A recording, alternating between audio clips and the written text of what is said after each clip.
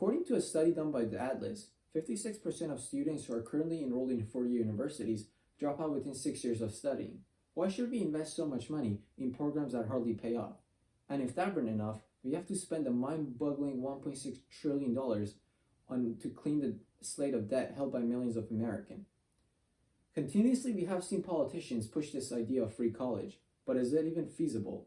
Today, I will discuss the devastating effects of making colleges free and its unintended consequences. Starting off with the financial aspects of this plan, the execution alone will cost the US government a monstrous $70 billion a year only to cover the yearly tuition. This is simply just too much for the federal and the state government to maintain long term. Citizens throughout the country will face steep increases in taxes as universities expand to remedy the sudden surge of post-secondary education.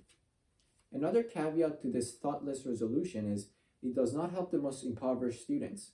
According to a recent Urban Institute report, around 27% of students who are currently enrolled in colleges do not face any cost of tuition or fees.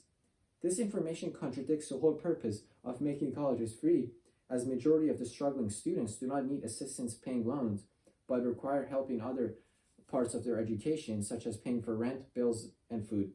Making colleges free benefits the people who are already better off than the people who need this money desperately. Altering the current state of affairs will remove the crucial experience of budgeting, which many students make use of later in life.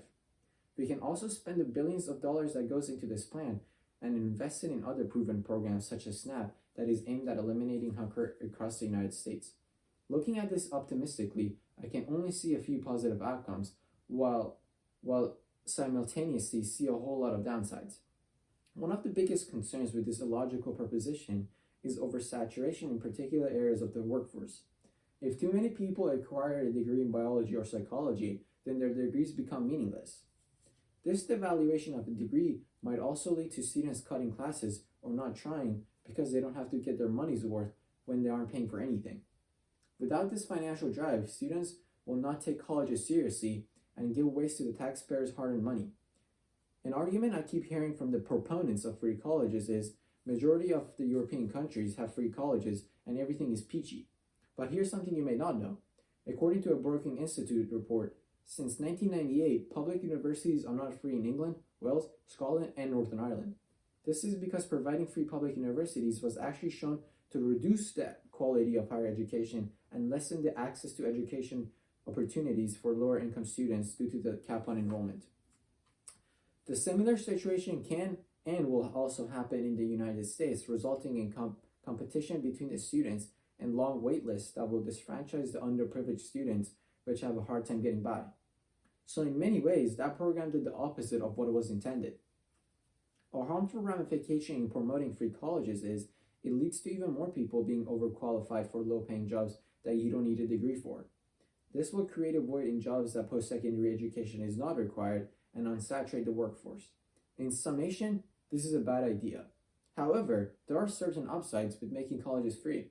For example, it will put every American on a level playing field, thus giving a chance to millions of bright students opportunities in which they never could have afforded before. Now, just because making colleges free would cause more harm than good, it does not mean the status quo is the best way forward. We should aim to reduce the path of tenable education in youth while also preserving the system that makes American colleges superior than any other nations. I hope you guys now understand the consequences of this destructive proposal and do not fall in temptation when discussing it with others. Thank you.